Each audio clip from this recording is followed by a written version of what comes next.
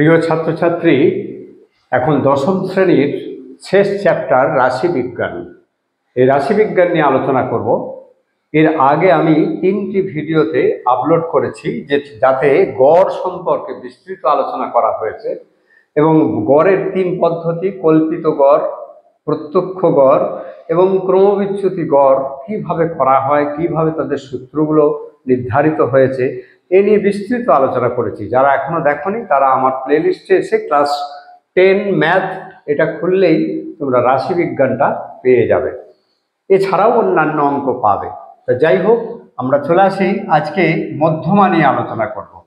মধ্যমা আমরা গড়েতে দেখেছিলাম, ধরো কোনো একটি অবিন্যস্ত সংখ্যা 3, 7, 4, 9, 2, 8, তাহলে এখানে কটা হলো? 6টা, 5টা দাও। 5টা সংখ্যা নিলাম। এই 5টা সংখ্যার গড় কত হবে? না 7, 3, 10, 4, 14, আর 9, 23, আর 2, 25। এদের যোগফল হলো 25। এই 25কে যদি এই যটা সংখ্যা তত দিয়ে ভাগ করি তাহলে আমরা তার গড় পেতে পারি। এই যে গড়টা পেলাম, এটাকে যদি আমরা ঊর্ধ্বক্রমে সাজাই তাহলে 2, 3, 4, 7, 9। তাহলে এর মধ্য রাশি কোনটি? মধ্য রাশি হচ্ছে 4। তাহলে এই 4-4-এর কাছাকাছি এই মানটা থাকবে। এটা হচ্ছে গড়। এই গড়গুলো যদি কোনোভাবে, এটা হচ্ছে একটা গড় কি হলো না মধ্যগামিতা মাপক। মধ্যগামিতা মাপক অর্থাৎ এই ক্ষেত্রে আমরা বললাম যে এই সংখ্যাগুলির গড় 5। তাহলে একটা সংখ্যা দিয়ে আমরা এতগুলি সংখ্যা সম্পর্কে একটা তথ্য, একটা সাধারণ তথ্য দিলাম। একটা সংখ্যা দিয়ে এতগুলো 5টা সংখ্যার রিপ্রেজেন্ট করলাম। এই পদ্ধতিটা কি বলা হয়? গড়। মধ্যগামিতা মাপক, এই গড় দিয়ে একটা মাপ করা হয়, গড় দিয়ে মাপ করা হয়। এছাড়াও যদি কোনো কারণে, এগুলো দেখো 1 থেকে 10-এর মধ্যে সংখ্যা আছে, কিন্তু যদি কোনো কারণে এর সঙ্গে আরও একটা হয়তো 0, খুবই কম সংখ্যা এলো, এখানে 100 এলো, আরও হয়তো 150 এলো, খুবই অতিরিক্ত বড় সংখ্যা যদি এর সঙ্গে চলে আসে, তাহলে আমরা এই পদ্ধতিতে যে গড় করব সেটা দেখা যাবে কেন্দ্রীয় অবস্থানের কাছাকাছি হবে না। যদি না হয় তাহলে আমরা তখন অপর একটা মধ্যগামিতা মাপক, তাকে বলা হয় মধ্যমা। এই মধ্যমা নিয়ে আমরা তখন মধ্যমা দিয়ে তার মধ্যগামিতা মাপ করা হয়। তাহলে এই মধ্যমাটা কাকে বলে?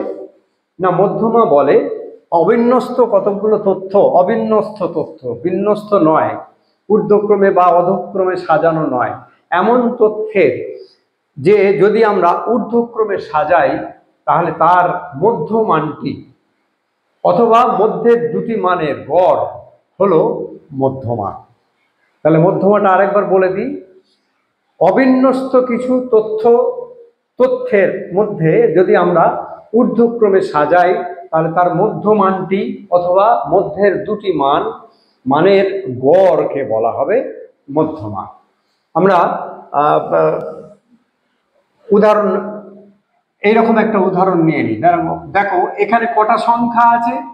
5টা সংখ্যা আছে। তাহলে আমরা যদি n = 5 ধরি, 5টি সংখ্যা, n সমান 5, যদি 5 হয় তাহলে এর গড়টা মধ্যমা হবে। তাহলে মধ্যমা সমান n + 1/2। দেখো 5 যদি হয় তাহলে এত তম মানটা হবে এর মধ্যমা। দেখো 5 মানে কি? 5 যদি এতে লাগাই আমরা, তাহলে 5 আর 1 6, 6কে 2 দিয়ে ভাগ করলে কত হয়? 3তম সংখ্যা। 3 নম্বর সংখ্যা কোনটা? এটা ঊর্ধ্বক্রমে আগে সাজিয়ে ফেলি, 2, 3, 4, 7, 9। তাহলে এটার মধ্যম সংখ্যা কোনটা? এদিক থেকে দুটো, ওদিক থেকে দুটো যদি বাদ দিই, বা বাদ দেওয়ার দরকার নেই, 3 নম্বর সংখ্যা, তৃতীয়, 1, 2, 3, তাহলে 3 নম্বর সংখ্যাটা হলো এর মধ্যমা। কিন্তু যদি ধরো 2, 3, 4, 7, 8 এবং 9, তাহলে কটা সংখ্যা হয়ে গেল?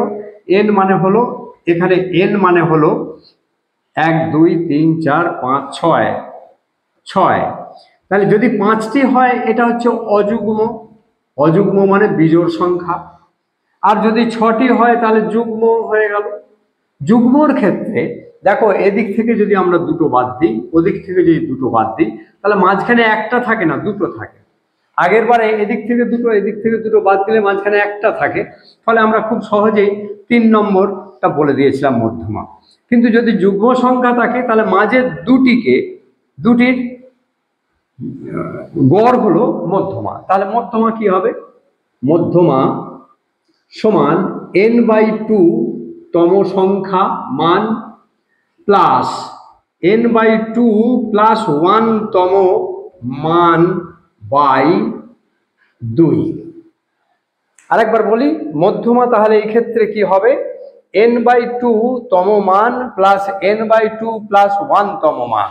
দেখো এখানে n মানে যদি আমরা 6 বসাই, 6টা সংখ্যা আছে, তাহলে 3 6কে 2 দিয়ে ভাগ করলে কত হয়? 3 তম মান প্লাস এটা 3 আর 1 4 4 তম মান বাই 2 মধ্যমা। তাহলে দেখো এটা কত আছে? 4 প্লাস 7 বাই 2, 11/2 সমান 5.5। তাহলে এই রাশির গড় হলো 5.5। তাহলে গড়ের ক্ষেত্রে আমরা এই মধ্যমার ক্ষেত্রে আমরা একটা দেখি, যদি অযুগ্ম হয় তাহলে n+1/2 তম যে সংখ্যাটা সেটাই হবে মধ্যমা। আর যদি যুগ্ম হয় অর্থাৎ জোড় সংখ্যা হয় 6 8 10 12টা বা 100টা, তাহলে n/2 তম সংখ্যা এবং n/2 এর পরের সংখ্যাটি প্লাস 1 তম স্থানে যে মান পাওয়া যাবে সেই মান দুটোর গড় করলে আমরা মধ্যমা পেয়ে যাব। আমরা চলে আসি এবারে অঙ্কের কথায়। আমরা এবারে অঙ্ক নিয়ে আলোচনা করি এক ধার থেকে। 26/2-এর প্রথম অঙ্কটি হলো, মধুবাবুর দোকানে গত সপ্তাহে প্রতিদিন দিনের বিক্রয়লব্ধ অর্থ অর্থাৎ কত টাকা বিক্রি হয়েছে টাকায় হলো 107 টাকা, 210 টাকা, 92 টাকা, 52 টাকা, 113 টাকা, 75 টাকা, 195 টাকা। বিক্রয়লব্ধ অর্থের মধ্যমা নির্ণয় করি। আমরা প্রথমে এটা ঊর্ধ্বক্রমে সাজাই। তাহলে বিক্রয়লব্ধ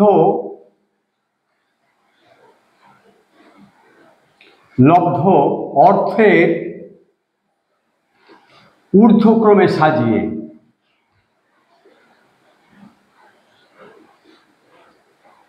সাজিয়ে পাই। তাহলে দেখো এটা ছোট থেকে বড় সাজাও। সব থেকে ছোটকে 52 তারপরে আছে 75 75, তারপরে আছে 92, তারপরে আছে 107, 113, 195, 1 2 3 4 5 6, এখন একটা বাদ আছে 210। তাহলে 7টি পেলাম। তাহলে এখানে n মানে কত? তাহলে n = 7। এটা যুগ্ম না অযুগ্ম? এটা অযুগ্ম। তাহলে অযুগ্ম যদি সংখ্যা হয় তাহলে সেই ক্ষেত্রে আমরা মধ্যমা নির্ণয় করব কি? n+1/2 তম মান। তাহলে দেখো অতএব মধ্যমা সমান n+1/2 তম মান। তাহলে n+n মানে কত? 7। তাহলে 7 + 1/2 সমান 8/2 সমান 4তম মান। চতুর্থতম মান কোনটা? 1 2 3 4। তাহলে কত হলো? 107। তাহলে 107 মধ্যমা। অতএব বিক্রয়লব্ধ অর্থের মধ্যমা বিক্রয়লব্ধ অর্থের মধ্যমা 107 টাকা। এখানেই আমাদের উত্তর। আমরা পরের অঙ্কে আসি। 2-এর অঙ্কে বলা আছে কিছু পশুর বয়স বছরে হলো, বছরে বয়স দেওয়া আছে, কারো 6 বছর বয়স একজনের একটা পশুর, অপরের 10, 5, 4, 9 এরকম করে কয়েকটা পশুর বয়স দেওয়া আছে। 1 2 3 4 5 6 7 8টি পশু। তাহলে এখানে প্রথমে আমরা লিখে ফেলি n ইজিক্যাল টু 8। 8 যুগ্ম না অযুগ্ম? যুগ্ম। তাহলে যুগ্ম হলে যুগ্মর নিয়ম অনুযায়ী আমরা আগে ঊর্ধ্বক্রমে সাজাই, বয়স ঊর্ধ্বক্রমে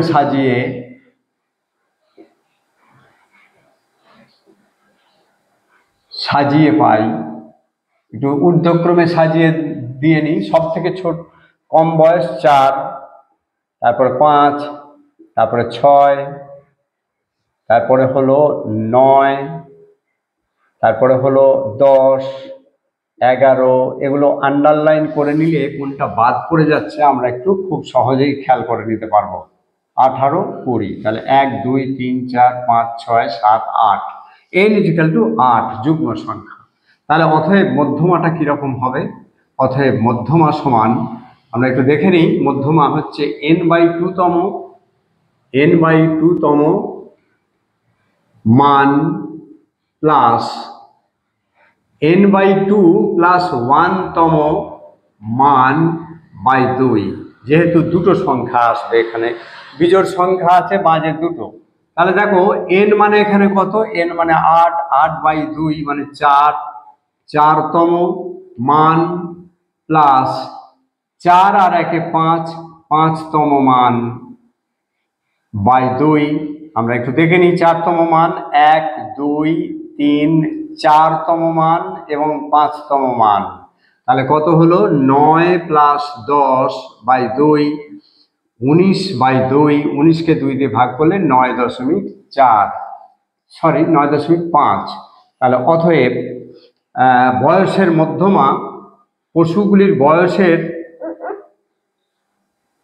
বয়সের মধ্যমা 9.5 বছর। 3 অঙ্কে 14 জন ছাত্রের প্রাপ্ত নম্বর হলো 42, 51, 56। এইভাবে 14 জনের নাম্বার দেওয়া আছে। প্রাপ্ত নম্বরের মধ্যমা নির্ণয় করি। আমরা সবার আগে কি করব? এটাকে ঊর্ধ্বক্রমে সাজাই। তাহলে নম্বরগুলি ঊর্ধ্বক্রমে সাজিয়ে, দেখো ঊর্ধ্বক্রমে সাজাই। প্রথমে সব থেকে কম নম্বর কত আছে? এখানে 42 দেখতে পাচ্ছি, 42। তাহলে সব থেকে কম নম্বর আছে 42। তারপরে আছে 45, দুটো আছে, 45 দুটো আছে, 45। তারপরে আছে আর 4-এর ঘরে নেই, 50, 51, 52 আছে, 52 আছে, 54 আছে, 54, 55 আছে একটা। এগুলোকে তলায় দাগ দিয়ে দিলে আমরা আর কখনো ভুলবো না। 56 একটি আছে, 57 নেই, 58, 58 আছে একটা, 58,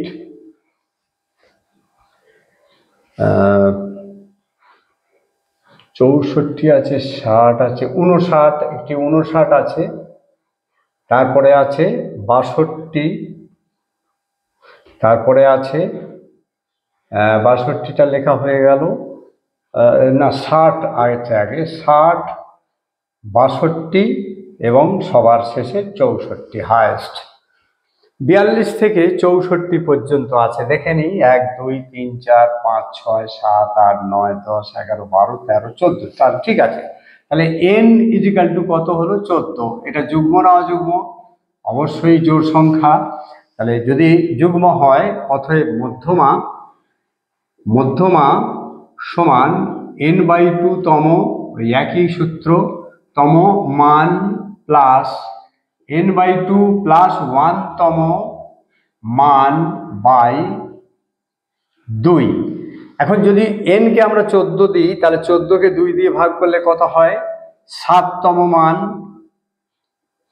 প্লাস 7 আর 1 8, 8তম মান বাই 2, তাহলে কত হলো 7তম মান?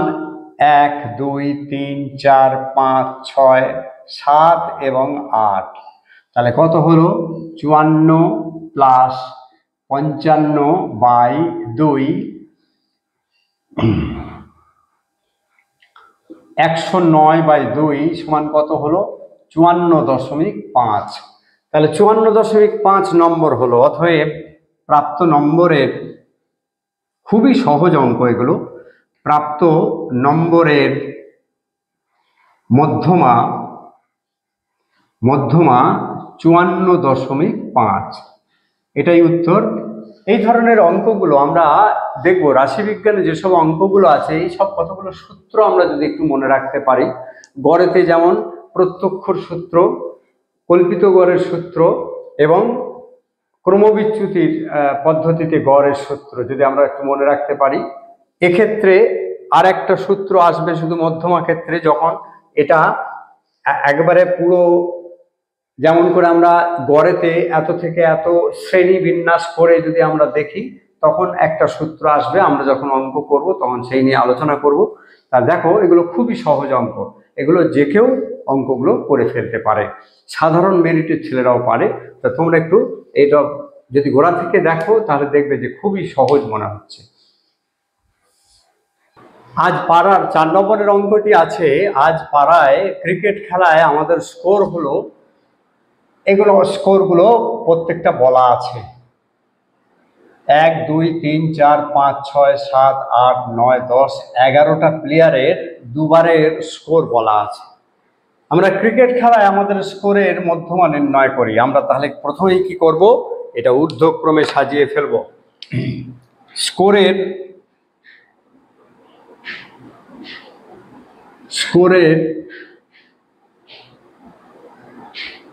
ঊর্ধ্বক্রমে সাজিয়ে পাই,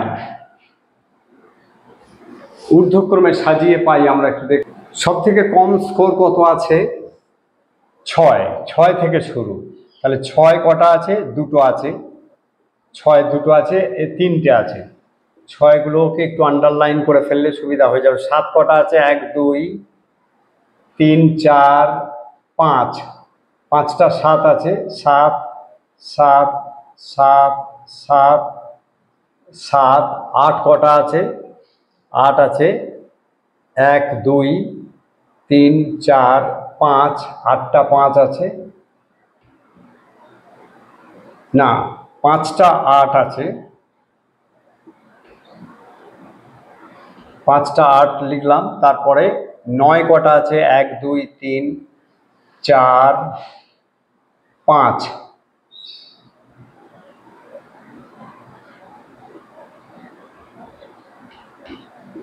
সব কটা 9 লিখে ফেললাম। 10 কটা আছে? একটা, দুটো 10 আছে। ঊর্ধ্বক্রমে সাজিয়ে আমরা পাচ্ছি 11 আছে। 1 2 দুটো, 11 আছে দুটো। ব্যাস, আমরা একটু দেখে নেবো এটা 22টা হলো কি? 1 2 3 4 5 6 7 8 11 12 13 14 15 16 17 18 19 20 21 22। তাহলে n কত? n = 22। যুগ্ম না অযুগ্ম? খুব সহজেই ভাবে এটা হচ্ছে যুগ্ম। সুতরাং আমরা যুগ্মের সূত্র নেব। অতএব মধ্যমা হলো এই যে n/2তম মান প্লাস n/2 প্লাস 1তম মান বাই 2। n এখানে কত? 22। 22কে 2 দিয়ে ভাগ করলে তাহলে 11তম মান প্লাস 12তম মান। আমরা এবারে 11 12 মান দেখে নেব। 1 2 3 4 5 6 7 8 9 10 11তম এবং 12তম দুটোই 8। তাহলে 8 প্লাস 8/2 গড় করলে 16, 16/2 মানে 8ই হয়। তাহলে আমাদের স্কোরের মধ্যমা, অতএব আমাদের স্কোরের মধ্যমা 8। খুব সহজ অঙ্কগুলি, খুব সহজ। 5-এর অঙ্কটা একটু ছকের আকারে দেয়া আছে। দেখো নিচে 70 জন ছাত্রের ওজনের পরিসংখ্যা বিভাজন ছক থেকে ওজনের মধ্যমা নির্ণয় করে। এখানে 43 কেজি ওজনের 4 জন আছে, 44 কেজি ওজনের 6 জন আছে, 45 কেজি ওজনের 8 জন আছে, এরকম করে 50 কেজি পর্যন্ত কতজন করে আছে তার পরিসংখ্যা লেখা আছে। এটা হরাইজন্টাল লেখা আছে, আমি ভার্টিক্যালি লিখে ফেলেছি। আড়াআড়ি লেখা আছে, ওপরে নিচে লিখে ফেলেছি। এইবার দেখো আমাদের কাজ হচ্ছে কি, এই 43 কেজি ওজনে 4 জন ছাত্র আছে, তাহলে ক্রমযৌগিক এই ক্ষুদ্রতর সূচক এটা আমাদের লিখে দিতে হবে, ক্ষুদ্রতর সূচক। অর্থাৎ এখান থেকে আমরা পরপর বেড়ে যাব কত করে, 43 জন 4 কেজি করে, তাহলে 44 পর্যন্ত কত হবে না 6 + 4 = 10 জন। 44 কেজি ওজন টোটাল, 44 কেজি ওজন পর্যন্ত কজন আছে না 43ও যা 44ও তখন একসঙ্গে আমরা ধরবো। একে ক্রমযৌগিক বলা হয়, পরে পরে পরিসংখ্যাগুলোকে যোগ করা হয়। তাহলে এখানে আছে 8, তার সঙ্গে পরের আগের পরিসংখ্যাটা যোগ হয়ে গেল, তাহলে 18। এখানে আছে 14, এর সঙ্গে 18 যোগ হয়ে গেল, 14 আর 18 32। এখানে 12 আছে আর উপরের পরিসংখ্যা 32, তাহলে 44। এখানে 10 আছে আরও 44, তাহলে 54। 11 + 54 = 65, 5 + 65 = 70 = n। তাহলে টোটাল ছাত্র সংখ্যা কতগুলো হলো, n। n মানে যুগ্ম সংখ্যা, অবশ্যই এটা n মানে যুগ্ম সংখ্যা। যেহেতু n সমান যুগ্ম, অতএব এই যুগ্মর সূত্রটা আমরা লিখে দিই। অতএব মধ্যমা সমান n/2 তম মান প্লাস, একই সূত্র আমরা বারবার লিখছি, n/2 + 1 তম মান বাই 2। তাহলে যেহেতু n মানে হচ্ছে 70, তাহলে 70কে 2 দিয়ে ভাগ করলে 35 তম মান প্লাস 35 আর 1 36 তম মান বাই 2। তাহলে আমরা 35 তম মান কোথায় দেখব, দেখো এখানে আছে 32। 32 মানে 46 কেজি পর্যন্ত, 43 থেকে 46 কেজি পর্যন্ত 32 জন আছে। তাহলে এটা হলো এই 19 থেকে 18 আছে 45 কেজি পর্যন্ত, তাহলে 19 থেকে 32 এইটা হচ্ছে 46-এর ঘরে, 19 থেকে 32। আর 33 থেকে এটা হলো 33 থেকে 44 পর্যন্ত। তাহলে 33 থেকে 44 পর্যন্ত কত, তার 47 কেজি ওজন। তাহলে আমরা এটাকে এই 33 থেকে 44 পর্যন্ত যতগুলো সংখ্যা আছে সব কটাকেই 47 ধরবো। অর্থাৎ এটাও 47 আর 36তম 47 বাই 2, তার মানে 47 বছর, এই সরি কিগ্রা, 47 কিগ্রা। তাহলে ওদের ওজনের মধ্যমা, অতএব ওজনের মধ্যমা 47 কিগ্রা। আমরা খুব সহজেই করলাম। এইখানটা একটু খেয়াল করব, আমরা এটাকে ক্রমযৌগিক পরিসংখ্যা বলা হয়। একটার সঙ্গে অপরটার পরিসংখ্যাগুলোকে যোগ করে করে ক্রমযৌগিক পরিসংখ্যা, এবং সবার শেষে যেটা হবে সেটাই হলো n, অর্থাৎ টোটাল ছাত্র সংখ্যা। এবারে আমরা একটু দেখে নেবো আরেকবার। এখানে আছে 32, অর্থাৎ এটা 18 পর্যন্ত শেষ হয়ে গেছে, তাহলে এখানে 19 থেকে 32 পর্যন্ত আছে। তাহলে এখানে কত থেকে আছে না 32-এর পর কত, 33 থেকে 44। এখানে কত আছে না 45 থেকে 54, এই তম সংখ্যাগুলো সব 48। তাহলে এইভাবে আমরা খুব সহজে এই অঙ্কগুলো করে দিতে পারবো। যাই হোক, এই পর্যন্ত, আজকে এই পর্যন্তই এই ভিডিওতে দিলাম। এর পরের ভিডিওতে আমি 6 থেকে অঙ্কগুলো দেবো। যারা এখনো নোটিফিকেশান বেল আইকনে প্রেস করনি তারা করে দেবে, তাহলে পরবর্তীকালে আমি যখনই এই ভিডিওটা আপলোড করব তখনই তোমরা এটা পেয়ে যাবে। এগুলো আশা করি সবাই বুঝে নিয়েছো। সকলকে ধন্যবাদ, সকলে ভালো থেকো। আজ এই পর্যন্তই, ধন্যবাদ।